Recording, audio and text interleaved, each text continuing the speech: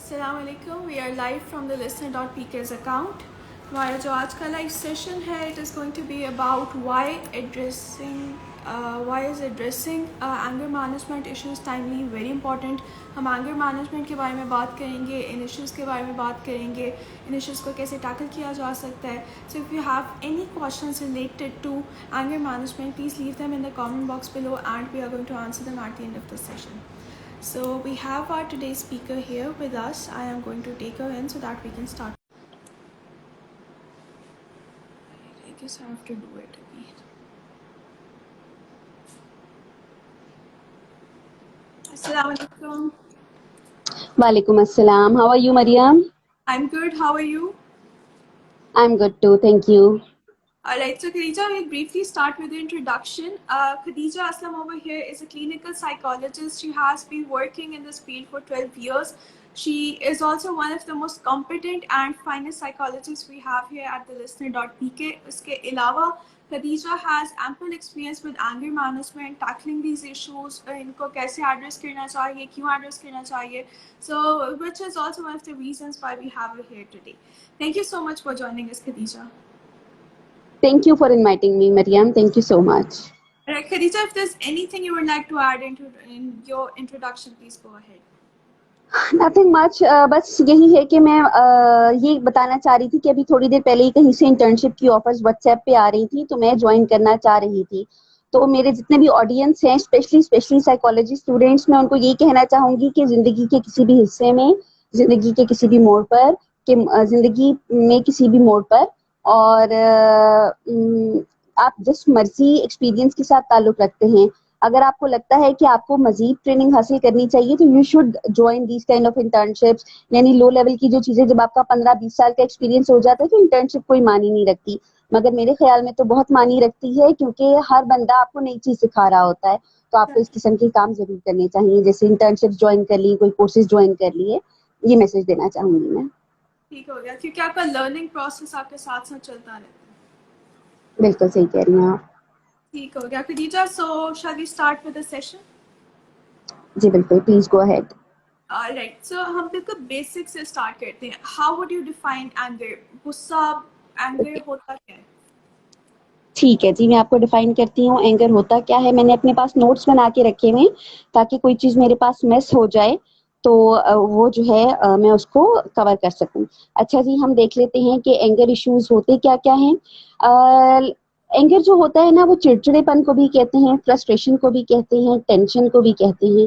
ये होता किस तरह है, जब आप डायरेक्टेड एक्टिविटी होती है, जब उसके अंदर कोई रुकावट आ जाए, कोई हिंड्रेंस आ जाए, कोई ऑब्स्ट्रक्शन आ जाए, या कोई उसको लेके जो है अलाउ ना करे कि जी मजीद आप ग्रो नहीं कर सकते इस सर्टेन एरिया में, तो आपको जो गुस्से, चिड़चिड़ाहट और गैजो गजब की जो आपकी हालत होती है, वो गुस्सा कहलाता है.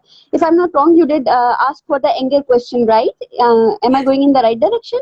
Yes, yes. Actually, there are some problems in the internet connection, so I thought if I am going right in the direction. नहीं, fine. हम एंगर की बात ही कर रहे थे.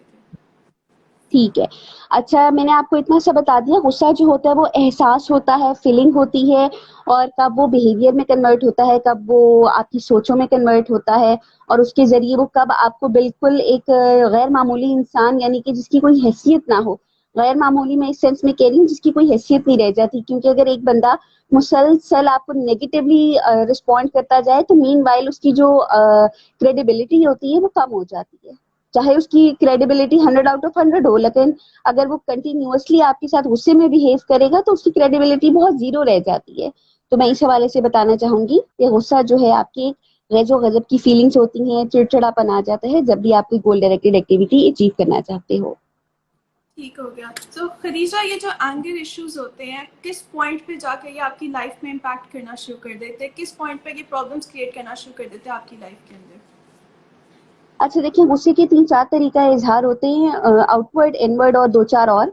आउटवर्ड तो ये होता है कि जो एक्सट्रोवर्ट किस्म की पर्सनैलिटीज होती हैं, ठीक है, एक्सट्रोवर्ट जो पर्सनैलिटीज होती हैं आपकी, वो गुस्से को बाहर की तरफ डायरेक्ट करती हैं. जैसे जब भी उन्हें गुस्सा आएगा वो कहेंगी कि जी बाहर वाले ही कसूरवार थे. बाहर वाला नहीं भी होगा तो उनका जो माइंड है डिस्टॉर्ट करके उन्हें ये मैसेज देता जाएगा कि जी बाहर वाले जो लोग थे उन्हीं की वजह से गुस्सा आया, बाहर वाली जो एक्टिविटीज थी उनकी वजह से गुस्सा आया, तो गुस्से को भी डायरेक्टली जो है वो बाहर की तरफ होना चाहिए। ठीक है। अच्छा, इसमें आपने कहा कि गुस्सा जो है कब आपकी लाइफ को मुतासिर करना शुरू करता है, इनवर्ट हो जाए आउटवर्ट हो जाए। इनवर्ट को भी मैं थोड़ा सा एक्सप्लेन कर देती हूँ कि आप जो है तन्हाई का शिकार होना शुरू हो जाते हो, आप अपने आप को अलग थलग रखना शुरू कर देते हो। गुस्सा नतीजा क्या होता है, क्योंकि वो थोड़ी इंट्रोवर्ट्स किस्म की पर्सनैलिटीज होती हैं, वो कहती हैं जी कि जब हमें गुस्सा आया है तो क्यों हम बाहर का माहौल खराब करें, क्यों ना हम अपने आप को अलग थलग रख के तन्हाई का शिकार करके अपने आप से ऑलमोस्ट बदला लेने वाली बात होती है। अब सवाल पैदा ये होता है, जो आपने भी मुझसे क्वेश्चन किया, कि ये मसला कब बनता है, जब भी आपकी इंटरपर्सनल लाइफ, आपकी सोशल एक्टिविटीज, आपके बायोलॉजिकल एरियाज को ये अफेक्ट करना शुरू करेगा, तब मसला जो है वो मसला बन जाता है, वरना उससे पहले ये मसला नहीं होता। मसला ये कि इसको पहचाना किस तरह जाए कि ये बायोलॉजिकल डोमेन को अफेक्ट कर रहा है, सोशल डोमेन को अफेक्ट कर रहा है। सोशली तो आप बहुत जल्दी पहचान सकते हैं इसको। जाहिर है, जब 2-4 बंदे आके घर आपकी शिकायत करेंगे, या आप ही के मुंह पे कुछ मुंहफट किस्म के लोग होते हैं, कुछ जरा ब्लंट किस्म के लोग होते हैं, वो अगर आपको कह देंगे भाई जी आप बहुत गुस्से वाले हैं, जरा साइड पे रहे, हम आपसे कोई डीलिंग नहीं करना चाहते, तब ये अलार्मिंग कंडीशन होती है। हाँ, अगर अम्मी अबू जैसे छोटे बच्चों की घर शिकायतें पहुंच रही होती हैं, वो भी अलार्मिंग सिचुएशन होती है। उसके बाद एक्चुअली उसका ना कॉन्सिक्वेंसेस को मुझे सोच कर मुझे हंसी आ रही है कि अम्मा अब्बा उसके बाद बच्चों का क्या हाल कर क्या हाल करती है। जैसे मेरा छोटा सा भतीजा है, तो वो अक्सर दरवाजे की बेल बजा के भाग जाता है, और अभी इतना छोटा है कि उसे पता नहीं है कि अपने दादा की दरवाजे की बेल बजानी है या किसी बाहर की वाले की दरवाजे की बेल बजा के भागनी है। उसके बाद जो उसके साथ होता है बड़ी बुरी होती है। तो गुस्सा जब भी आपकी सोशल, साइकोलॉजिकल, बायोलॉजिकल डोमेन को अफेक्ट करना शुरू करे, आपको शिकायतें मिलना शुरू हो जाएं, आपका जीना दो भर हो जाए, आप उस माहौल में आप उस इन्वायरमेंट में सरवाइव करने के काबिल ना रहो, तब जाके गुस्सा मसला बनना शुरू होता है। सही हो गया।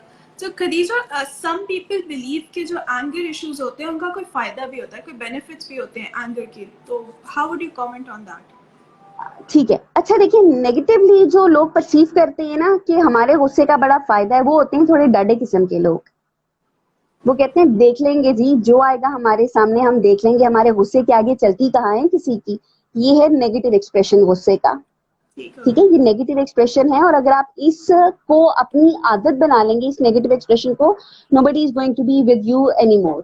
आपको थोड़ी ऐसी बात पता चलना शुरू होगा, जो आपके सबऑर्डिनेट है, या तो उनके अगर आपके साथ गेन्स हैं, कोई सैलरी की बात लगी हुई है, कोई कपड़े लेन देन की बात लगी हुई है, कपड़े शपड़े लेने देने हैं, कोई शॉपिंग करनी है, वो तो आपको बर्दाश्त कर लेंगे। लेकिन जिसके साथ आपका कोई कंसर्न अटैच नहीं होगा, वो बंदा सलाम अलैकुम कहेगा आपको, वो कहेगा बीबी जी, बाबे जी, आप अपना गुस्सा अपने पास रखें, हम इस किस्म के माहौल में सर्वाइव नहीं कर सकते। ठीक है। अच्छा, अब इसको कंस्ट्रक्टिवली कैसे देखा जा सकता है? कंस्ट्रक्टिवली ये हो सकता है कि आप गुस्से में अगर असर्टिव हो, यानी कि एक तो गुस्सा ये होता है ना कि आप लड़ाई झगड़ा करके गुस्से की सूरत में गैजो गजब का इजहार करते हो, चाहे आप सही बात भी कर रहे हो, वो भी लोगों को नेगेटिव लगती है। और ये बहुत बड़ी सिचुएशन है जिसको साइकोलॉजिस्ट डील कर सकते हैं। और ये ऐसी चेंजेबल सिचुएशन है, फ्लक्चुएटिंग सिचुएशन है, ऐसी फ्लेक्सिबल सिचुएशन है कि अगर आपकी सोच इन चीजों पे अमल कर रही है तो ये बड़ी आसानी से चेंज भी किए जा सकते हैं।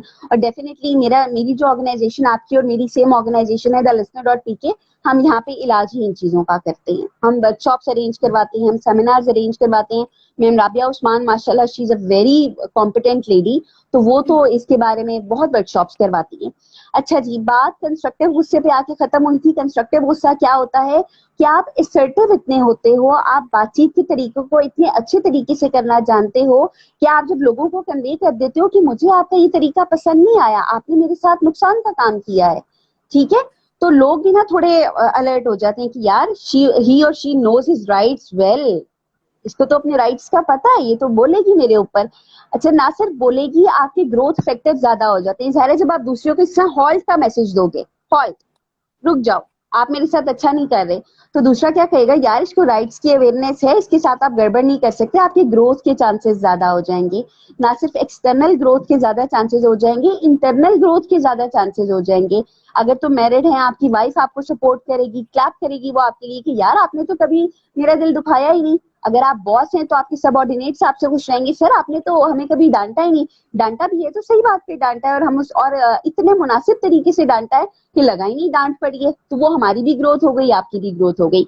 तो इस हवाले से मेरा ख्याल है ये जामे और कॉम्प्रिहेंसिव जो है आंसर हो सकता है।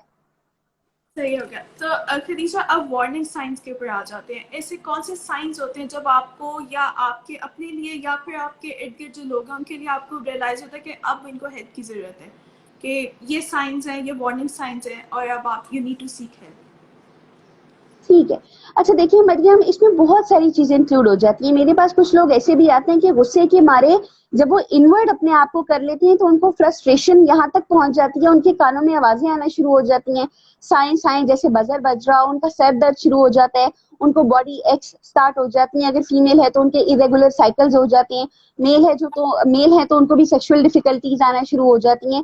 सिर्फ और सिर्फ सेक्सुअली ये मसला नहीं करता, बल्कि सोशली, मॉरली, इमोशनली, फिजिकली हर तरह से साइन एंड सिम्टम्स होते हैं। फिजिकली तो सर में दर्द शुरू हो गया, बॉडी टेंशन में आ गई, आपका फाइट और फ्लाइट रिस्पॉन्स जो होता है, जो आपके एड्रिनल ग्लैंड्स को मैसेज देता है कि फाइट और फ्लाइट के हार्मोन्स को सिक्रीट किया जाए, अगर ज्यादा लंबे अरसे तक सिक्रीट करते रहे वो और बॉडी जो है वो कामिंग पोजीशन में ना आए। एक तो बात ये होती है ना हमारे एंगर में कि फाइट और फ्लाइट रिस्पॉन्स ने आपको बायोलॉजिकली अलर्ट कर दिया, वो अलर्टनेस जो है थोड़ी देर रही, फिर कामिंग सिचुएशन में चली गई। लेकिन हमारे पास इस वक्त सिचुएशन ये है जिसके ऊपर हम कलाम कर रहे हैं कि अगर आपकी बॉडी जो है लगातार कंटिन्यूअसली इन हार्मोन्स के अंडर रहती है तो वो टायर्ड हो जाती है, यानी टूट फूट का शिकार होना शुरू हो जाती है।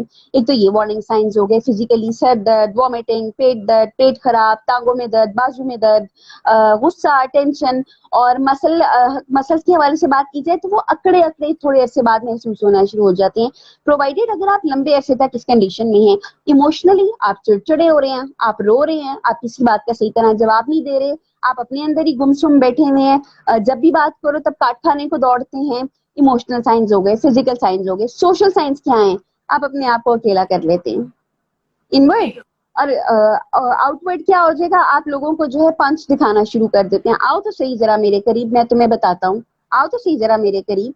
तो ये सिचुएशंस आ जाती हैं, ये वार्निंग साइंस होते हैं जहाँ पे आपको हेल्प सीख करने की जरूरत होती है।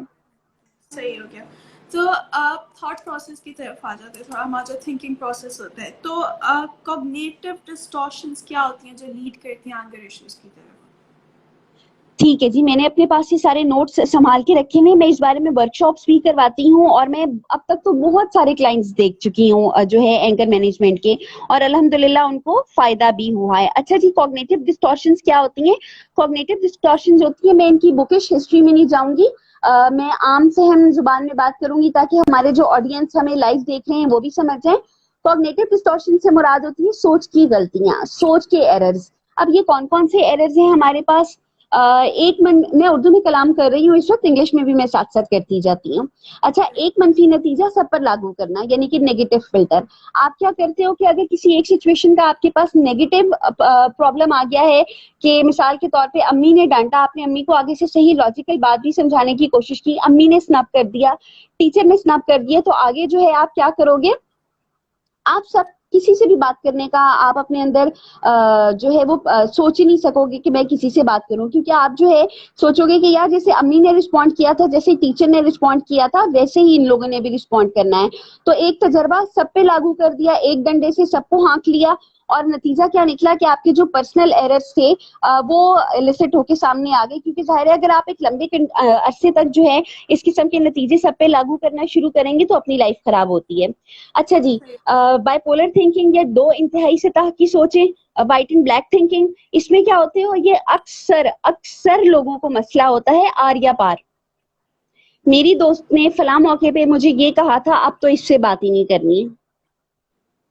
सही हो गया। मैंने इसको इतनी रकम उधार दी थी और इसने मुझे वक्त पे, मैंने अगर वेनेसडे 20 मई 2:30 पे इसे कहा था कि आपने 2:35 पे मेरी रकम मुझे वापस करनी है, और इसने मना कर दिया, नहीं जी नहीं, ये तो बंदा ही क्रेडिबल नहीं है।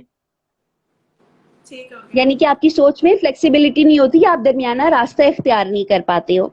हाँ जी, बड़े मजे की चीज आ गई, बात को बढ़ा चढ़ा कर बयान करना ड्रामेटिकली। ओए होए होए, हो क्या गया, इसने तो ये कह दिया। आपने कभी देखे होंगे ऐसे लोग जो चीजों को ड्रामेटिकली लेके चलते हैं। ये पर्सनालिटी का भी इशू होता है थोड़ा सा, पर्सनालिटी पे हम फिर कभी कलाम करेंगे। जी क्या कह रही हैं आप? एग्जैजरेट करते हैं सिचुएशंस को। एग्जैजरेट कर देते हैं। अब वो असल में सिचुएशन राई होगी, लेकिन आप राई का पहाड़ बना देते हो। सॉरी जी, अगर मैं मुश्किल उर्दू इस्तेमाल कर रही हूँ, मैं उर्दू स्पीकिंग हूँ, तो मेरी जरा उर्दू थोड़ी मुश्किल होती है। कोई बात नहीं। ठीक है। एग्जैजरेट आप इतना ज्यादा कर लेते हो और ड्रामेटिक कंडीशंस पे करते हो कि आपकी जो पर्सनैलिटी होती है वो ड्रामेटाइज किस्म की होती है और आप जो है वो ड्रामेटिकली चीजों को इतना एग्जैजरेट कर देते हो कि वो आपके सोशियो कल्चरल, सोशियो इकोनॉमिक और सोशियो बायोलॉजिकल साइकोलॉजिकल डोमेन जो है सबको अफेक्ट करना शुरू कर देती है। एक जो चीज मैंने बहुत ज्यादा लोगों में देखी है जो आगे आ रही है वो है लाजमी और चाहिए, शुड एंड ऑट थिंकिंग।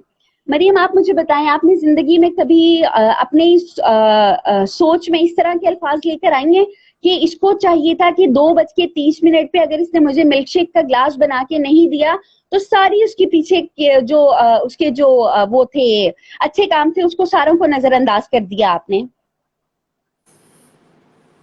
अच्छा, आपने ऐसा नहीं किया। अक्सर जो मेरे पास क्लाइंट्स आते हैं उनके साथ ये मसला होता है कि वो लाजमी और चाहिए की सोच को अपना लेते हैं कि इसको चाहिए था कि ये मेरा एहतराम करता। यार 2022 आ गया है, जनरेशंस कहाँ की कहाँ पहुंच गई हैं।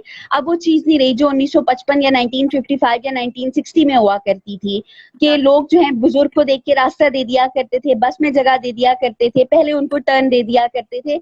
अब वो मॉरल प्रिंसिपल्स नहीं रहे। तो अगर कोई ऐसा सोच रहा है तो हम बड़े को ही पॉइंट आउट कर देते हैं। अव्वल तो आज की जनरेशन पॉइंट आउट ही कर देती है कि जी अब ये चीजें नहीं चलती, लेकिन अगर किसी को पॉइंट आउट किसी ने आपको पॉइंट आउट नहीं किया तो ये भी एक सोच होती है। अच्छा जी, ब्लेमिंग आ जाती है उसके बाद। क्या आप अपने आप को या दूसरों को ब्लेम करना शुरू कर देते हो? कोई ना कोई लॉजिकल रीजनिंग निकाल लेते हो, यानी कोई एरर आ रहा हो या ना हो, आप कहते हो यार ये ब्लेम करना शुरू कर देते हो कि इस वजह से हुआ था, इस वजह से हुआ था, अब तो मसला हल हो ही नहीं सकता। नेगेटिव फिल्टर आ जाता है उसके बाद आपका कि आप सिर्फ और सिर्फ एक नेगेटिव फिल्टर लगा के देख रहे होते हो कि पॉजिटिविटी को एक्सक्लूड करके। स्पेशली ये जो अथॉरिटेटिव किस्म के लोग होते हैं उनके अंदर ये मसला होता है। अच्छा, जज्बात की रो में फैसला कर जाना, इमोशनल रीजनिंग। क्या आप कहते हैं, आपने कोटेशंस भी पढ़ी होंगी, हम लोग तो ऑनलाइन जनरेशन माने जाते हैं अब, तो जितनी भी तरबियत हो रही होती है वो फेसबुक, इंस्टा, ट्विटर, यहाँ से तरबियत हो रही होती है। माँ बाप के पास भी बैठने का टाइम नहीं होता हमारे पास। तो जज्बात की रो में फैसला कर जाना कि आप किसी चीज के लिए इमोशनल हुए हो और आपने जब आप इमोशनल थे तब आपने कोई फैसला सादिर कर दिया तो वो भी मसला बन जाता है। फौरी नतीजा निकालने वाली सोच कि फौरी नतीजा निकाल लिया कि अभी वो बंदा काम कर ही रहा है तो आपने कहा नहीं भाई नहीं, ये तो काम इससे होगा ही नहीं, तो ये एक एरर होता है। और आखिरी एरर होता है अपनी जात को कसूरवार ठहराना। यानी पहले तो आप दूसरों को ब्लेम करते हो, फिर आप अपनी जात को ब्लेम करना शुरू कर देते हो। आई एम इनकॉम्पिटेंट, मैं तो ये कर ही नहीं सकूंगा। आप अपने आप को अंडर एस्टिमेट करते हो। तो ये चंद कॉग्निटिव डिस्टॉर्शंस हैं जो कि हमारे गुस्से में जो है वो ट्रिगर का काम कर रही होती है, मेंटेनिंग फैक्टर्स का काम कर रही होती हैं। तो अगर आप किसी बंदे के पास अगर किसी बंदे को लगता है कि उसके अंदर इनमें से कोई सोच बार बार उसको रिपीटेडली तंग कर रही है तो वो जरूर हमसे राब्ता करें। हम इंशाल्लाह ताला उसकी सोच को आइडेंटिफाई करवा के उससे डिसफंक्शनल थॉट रिकॉर्ड फिल करवा के उसकी जो है मदद कर देंगे। So Khadija, dysfunctional thought record की आपने बात की, what exactly is that? ठीक है जी, डिसफंक्शनल थॉट रिकॉर्ड जो है सीबीटी की एक टेक्निक है। सीबीटी होती है कॉग्निटिव बिहेवियर थेरेपी, यानी जिसमें आप सोच के जरिए बिहेवियर्स को बदलते हो या बिहेवियर्स के जरिए आप सोच को बदल देते हो। वैसे तो इसकी बुकिश जो नॉलेज है वो बहुत प्रिसाइज करके दिया हुआ है। हम लोग जरा तजर्बा ज्यादा हो जाता है तो हम कान को इस तरफ से भी पकड़ लेते हैं, कान को इस तरफ से भी पकड़ लेते हैं। तो बात ये है कि जब आप डीटीआर, सवाल हुआ था कि डीटीआर क्या है, ये कॉग्निटिव बिहेवियर थेरेपी की टेक्निक है। जैसे कि नाम से जाहिर हो रहा है, डिसफंक्शनल थॉट रिकॉर्ड। आप इसके अंदर अपनी एक डायरी मेंटेन करते हो जिसके अंदर आप सूरत हाल के हवाले से जो है सारे क्वेश्चंस लिखते हो। मिसाल के तौर पे सबसे पहले आप लिखोगे, ठहरें जी मैं आपको देख के बता देती हूँ, मैं कोई गलती ना कर जाऊं। सबसे पहले आप सूरत हाल लिखते हो, उसके ऊपर आप लिखते हो आपकी सोच क्या आई। सोच से मुराद है कि आपके क्या ख्यालात थे जिस वक्त वो सूरत हाल हो रही थी, वो सर यानी कोई आपकी ट्रिगरिंग सिचुएशन है। ट्रिगर्स आप लिखते हो सूरत हाल में, वाकये में, और उसके बाद सोच के लिखते हो। सोच की गलती को आइडेंटिफाई करते हो थेरेपिस्ट के साथ मिलके। उसके बाद अपना एहसास यानी कि फीलिंग्स लिखते हो। फीलिंग से क्या मुराद है, चिड़चिड़ापन था, डिस्गस्ट था, डिस्गस्ट मतलब घिन की कैफियत थी, गुस्सा था, चीख चिल्ला रहे थे, और रवैया क्या था आपका। रवैये में अभी 1-2 दिन पहले ही मुझे एक पेशेंट क्लाइंट ने मुझे अप्रोच किया, उनका मसला ये था कि वो चीजें तोड़ती फोड़ती थी गुस्से में। सही हो जैसे गया। होता है ना, आपको गुस्से पे कंट्रोल नहीं रहता। और हमारे यहाँ तो क्योंकि पाकिस्तानी कल्चर में ये चीज बहुत आम है, वैसे तो अवेयरनेस के साथ साथ कम भी हो रही है, अच्छी रिपोर्ट्स भी मिलती हैं, मगर अक्सर लोग जब हमें कंप्लेंट करने आते हैं तो वो यही कंप्लेंट करते हैं कि या तो कोई दूसरा उन्हें चीजें उठा उठा के फेंक रहा होता है उन पर, या फिर वो खुद से जो है चीजें उठा उठा के फेंक रहे होते हैं। और उसके बाद आप डीटीआर जब मेंटेन करते हो, यानी कि डिसफंक्शनल थॉट रिकॉर्ड आप मेंटेन करते हो, आप सबसे पहले लिख लेते हो कि खत्म कैसे हुई सोच। उसके बाद आप जो है डीटीआर में बाज दफा कॉस्ट बेनिफिट एनालिसिस भी लगा देते हो। कॉस्ट बेनिफिट एनालिसिस का क्या मतलब होता है कि देख लेते हो कि गुस्सा करने की क्या कॉस्ट आ रही है और गुस्सा करने के बेनिफिट्स क्या हमें मिल रहे हैं। तो इसमें आप ये भी कर लेते हो कि जब सोच की गलती लिखते हो तो सोच की हिमायत में सबूत लिख देते हो। मिसाल के तौर पे, अम्मी ने मुझे डांटा, मैंने अपना चूड़ियों वाला हाथ उठा के दीवार पे मार दिया। मेरी नई नई मंगनी हुई है, मेरे फ्योंसी का किसी से एक्स्ट्रा मैरिटल अफेयर चल रहा है, अम्मी ने डांट दिया, जॉब पे मसला हो गया, फ्योंसी ने तंग किया, मैंने उठा के सारी चीजें बंद की, अपने आप को कमरे में लॉक कर आग लगा ली, या फिर मैंने जो है अपनी चूड़ियों वाला हाथ जो है वो दीवार पे खींच के मारा, या मैंने सारी ज्वेलरी नोच के फेंक दी कि मैं तो इसके लिए तैयार हूँ कि कभी भी नहीं इसके सामने बंठन के जाऊंगी, मैं क्यों तैयार हूँ जब ये दूसरों के साथ इन्वॉल्व है।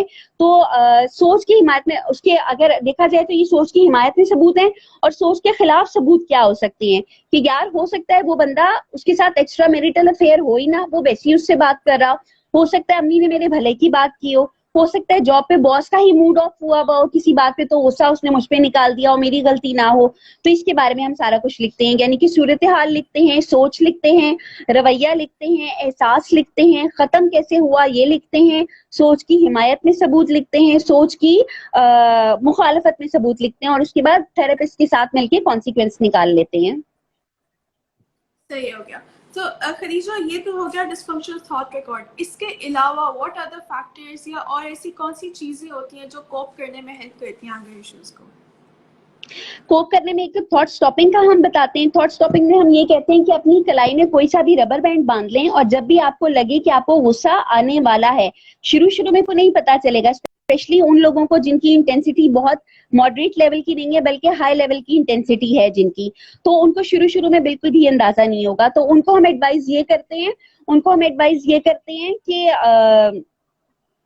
एक सेकेंड, अच्छा चले, उनको हम एडवाइस ये करते हैं कि जब आप हल्के माइल्ड लेवल के गुस्से में या मॉडरेट लेवल के गुस्से में हो, तब आप अपनी रिस्ट पे जो है वो बैंड बांध लें, उसको हल्का सा पुश करें, अपने आप को मारें और अपने आप को एहसास दिलाएं कि मेरा ट्रिगर फैक्टर आ गया है। जब एक दफा आपको ट्रिगर्स अपने पता चलना शुरू हो जाएंगे, उसको लिस्ट डाउन कर लें, प्रॉब्लम लिस्ट बना लें। लिस्ट डाउन करने के बाद प्रॉब्लम लिस्ट बना लें कि फलाना फैक्टर जो था, फलाना ट्रिगर जो था, मुझे ज्यादा तंग करता है, उससे कम, उससे कम, उससे कम। जब आप बना लेंगे, लिस्ट बना लेंगे अपनी, आपको ट्रिगर्स पता चलने शुरू हो जाएंगे, आप खुद ब खुद अपने आप को मैसेज देना शुरू कर देंगे कि थॉट स्टॉप, यानी कि थॉट की स्टॉपिंग करनी है, गुस्से में आने वाली सोचों का मुकाबला करना है और उनको रिपेल करना है, ऑब्स्ट्रक्ट करना है कि जी अब मैं थॉट स्टॉप करूंगा। ठीक है, आई होप मैं थॉट स्टॉप को बताने में क्लियर हो गई हूँ। दूसरी जो मश्क हम करवाते हैं, एक्सरसाइज हम करवाते हैं, वो डीप ब्रीदिंग होती है।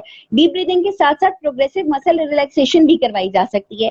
इन दोनों टर्म्स को आप गूगल भी कर सकते हैं, और अगर किसी को नहीं समझ आई तो वो हमारे सेंटर से राब्ता करे, इंशाल्लाह साइकोलॉजिस्ट उसको अच्छी तरह समझाएंगे भी और उसको ये एक्सरसाइजेस भी करवाएंगे, और पूरी उम्मीद है कि उनका गुस्सा जो है वो काबू में आ जाएगा। ठीक हो गया। तो खदीजा, हेल्दियर वे क्या होते हैं एंगर रिलीज करने का? हेल्थियर वे असर्टिव वे होता है। आप तमाम चीजों का अगर लुबे लुबाब निकालें, तमाम चीजों को कॉम्प्रिहेंसिव डील करने के बाद अगर आप प्रिसाइजली मुझसे एक लफ्ज में इसका इलाज मांगे ना, तो एक्सरसाइजेस हैं और असर्टिव ट्रेनिंग है। असर्टिवली जब भी आप अपनी बात कहने के काबिल होते हैं, अब ये नहीं है कि बॉस आपका डांट रहा हो और आप असर्टिव हो जाएं, वहां पे तो क्लैश की सूरत हाल बन जाएगी। वो कहेंगे मिस खदीजा क्या बता के गई हैं आप हमें, आपने तो हमारा बेड़ा गर्क करवा दिया है। तो सिचुएशन को पहले एडमिनिस्टर कर ले भाई, असर्टिव होने वाली सिचुएशन है भी या नहीं। तो असर्टिव जब आप होते हो, यानी जब आप अपनी बात कहते कहते दूसरों का ख्याल भी रख सकते हो, माहौल को भी अंडरस्टैंड कर सकते हो, तो ये चीजें जब आप असर्टिव ट्रेनिंग में लेकर आते हो, तो असर्टिव ट्रेनिंग वो वही चीज है जिसके जरिए आप इन चीजों को हेल्थियर वे में निकाल सकते हो। ठीक हो गया। Alright, so I guess we have covered a lot of things. बहुत important discussion, सब कुछ हो गया cover. तो we will now be taking questions. हमारे जो viewers हैं, अगर किसी का कोई भी किस्म का question है, please leave them in the comment box below, and Miss Khadija over here will be answering them. जब तक हमें questions Khadija, if there's anything you would like to add, इसमें कुछ ऐड करना चाहें अगर आप बस यही है कि जी प्लीज मरियम अपनी बात कंप्लीट कीजिएगा। हाँ जी, मैंने कहा अगर आप कुछ ऐड करना चाहें, कुछ डिस्कस करना चाहें कुछ और, तो प्लीज गो अहेड। अच्छा, मेरा ख्याल है मैंने कूजे में दरिया को बंद तो करने की कोशिश की है, तो मेरे ख्याल में गुस्सा जब भी आए ट्रिगर्स को पहचाने, मेंटेनिंग फैक्टर्स को पहचान लें, प्रेसिपिटेटिंग फैक्टर्स यानी कि जो इनिशिएटिंग फैक्टर्स होते हैं कि इनिशिएट कैसे हो रहा है गुस्सा, मेंटेन कैसे हो रहा है, फिनिश कहाँ पे जाके हो रहा है, इन चीजों को पहचान लें। उसके बाद एक्सरसाइज कर लें कोई सी भी अपने आप को सुकून देने वाली, जिसमें आप काम डाउन हो जाएं, और गुस्सा करने के फायदे और नुकसानात को पहचानें। तो मेरा ख्याल है अगर आप इन चीजों को पहचान लेंगे तो आप गुस्सा नहीं करेंगे और आइंदा आपके जो सोशल, साइकोलॉजिकल और बायोलॉजिकल डोमेन्स हैं वो बेहतर हो जाएंगी। ठीक हो गया। खदीजा, आपने जिस तरह से बात की कि अपने इन साइंस को पहचान लें, तो सबसे बड़ा ही जो चीज़ बैरियर आता है वो आता है ये एक्सेप्टेंस का। लोग एक्सेप्ट नहीं करते कि उनके साथ कोई प्रॉब्लम है, कोई मेंटल हेल्थ इशू है। तो एक्सेप्टेंस के लिए क्या करवा सकते हैं? देखिए जी, ये बड़ा ट्रिकी क्वेश्चन होता है। अव्वल तो गुस्से में मेरे पास जो क्लाइंट्स आते हैं, जब तक उनको उनका गुस्सा इस हद तक ना ले जाए कि उनकी जिंदगी में प्रॉब्लम आने शुरू हो जाए दूसरों की तरफ से, जब उनको रिजेक्शन फील होनी शुरू हो जाए, उससे पहले वो लोग नहीं आते। सही हो गया। ठीक है, तो पाकिस्तानी अवाम, बल्कि मेरी एक स्टूडेंट है, बहुत शानदार ब्रिलियंट स्टूडेंट है मेरी, वो मुझे यही कहती है कि मैम पाकिस्तान में जो है वो अमेरिका से आई हुई हैं, और उन्होंने मेरी बातचीत जब उनके साथ होती है तो वो यही कहती है कि मैडम बाहर जो है अवेयरनेस बहुत ज्यादा है, women right, main rights, animal rights, यानी हर चीज की अवेयरनेस बहुत ज्यादा है। जहां पे भी एक्सेप्टेंस आ जाए, एक्सेप्टेंस का क्वेश्चन आता है, वहां पे राइट्स का क्वेश्चन भी आ जाता है। यार पहले 2-4 दफा सिचुएशन को एडमिनिस्टर तो करो। देखो जिसके ऊपर हम उंगली उठा रहे हैं, यूं करके ये भी देख लो ना कि 4 उंगलियां हमारी तरफ है और 1 उंगली आपकी तरफ है, तो वो चीज भी देख लो कि यार कहीं उस बंदे का कसूर ना हो और हम उसी को पॉइंट आउट करते चले जाएं। बात अगर फिर ले दे के एक्सेप्टेंस पे आ जाती है, तो जब तक दूसरे पॉइंट आउट ना करें और जब तक आपके अपने अंदर मसाइल आपको रिजेक्शन के फेज में ना लेके जाएं, तब तक बहुत बहुत मुश्किल होता है कि आप किसी को कबूल करवा सको। हाँ, ये जरूर हो सकता है कि आप 4-5 लोग बैठो, मिल बैठ के बात करो और उसे बगैर इंसल्ट किए एहसास दिला सको कि यार आपके अंदर ये प्रॉब्लम है और आपकी प्रॉब्लम की वजह से हमारी लाइफ में प्रॉब्लम आ रही है, तो ये एक तरीका इख्तियार किया जा सकता है। Okay. सही हो गया। तो Khadija, I don't think we have questions, because आपने बहुत अच्छे से सब कुछ एक्सप्लेन कर दिया है।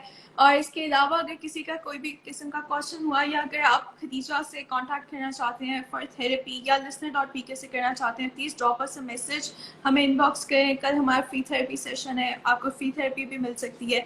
उसके अलावा भी कोई भी क्वेश्चन हो, आप हमें कभी भी मैसेज कर सकते हैं। We are available 24/7. So thank you so much, Khadija. It was a very informative session. I am pretty sure लोगों को बहुत कुछ सीखने को मिला, बहुत कुछ understand किया हमने आज. And thank you for joining us. Thank you so much for inviting me and I'm all ear to you। और मैं अपनी ऑर्गेनाइजेशन के लिए काम करती हूँ, तो मुझे बहुत अच्छा लगता है। Thank you so much for inviting me। Thank you so much. Allah Hafiz. Allah Hafiz.